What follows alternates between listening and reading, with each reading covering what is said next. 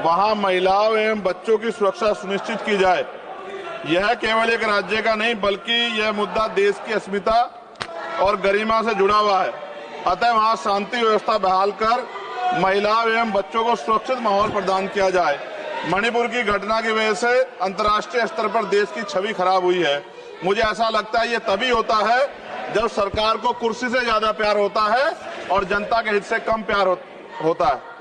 न्यूनतम समर्थन मूल्य किसानों को मिले, बिजली के बिल माफ हो, किसानों का कर्ज माफ हो। सरकार को समझना होगा कि किसान मजबूत होगा तभी देश की अर्थव्यवस्था मजबूत होगी।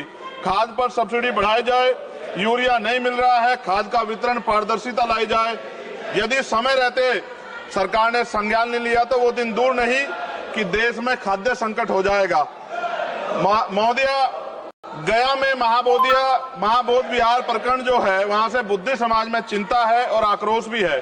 सरकार उसका हल करे, बुद्धिस्टों को उनका हक दे, जैन समाज की भावना का भी सम्मान रखे और ईसाइयों में भी हमले बंद हो और बहुजन महापुरुषों के विचारों को कार्य और पाठ्यक्रम में शामिल किया जाए।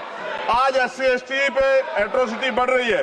जातिगत भेदभाव की वजह से बारातें रोकी जा रही हैं। अभी हाल ही की घटनाओं में कई ऐसी घटनाएं हुई हैं उत्तर प्रदेश में जहां जातिगत अपमान हुआ है। नगीना लोकसभा क्षेत्र में किसानों की मुख्य आय का साधन गन्ना उत्पादन है, लेकिन न गन्ने का मूल्य में वृद्धि हुई है और न ही मिल द्वारा समय पे भुगतान किया जा रहा है। गन्ना किसान मजबूत होगा तभी ग्रामीण अर्थव्यवस्था मजबूत होगी। साथ साथ SC/ST का प्रमोशन में रिजर्वेशन नहीं दिया जा रहा है, उल्टा निजीकरण करके नौकरी खत्म की जा रही है, बैकलॉग नहीं भरा जा रहा है, पुरानी पेंशन बहाल नहीं की जा रही है। ये सब बार बार मैं इसलिए बोलता हूं कि हमारे लोगों को पता लगे कि सरकार को उनकी परेशानियों से कोई फर्क नहीं पड़ता और वो समझे सरकार उनकी कितनी तेजी है। प्रधानमंत्री आवास योजना में जो मानक में बदलाव किया जाए उससे बहुत से पीड़ित वंचित रह जा रहे हैं। कई बार ऐसा होता है और मैंने ये देखा है अपनी आंखों से, किसी ने बरसात से बचने के लिए ईंटें लगा दी हैं, उनको मानक से बाहर कर दिया जाता है। इस वजह से वो परिवार इस सुविधा का लाभ नहीं ले पा रहे। खत्म करूंगा मैं। इस वजह से उनके घर नहीं बन पा रहे और 75 साल बाद भी लोगों पे घर नहीं है। शर्म की बात है।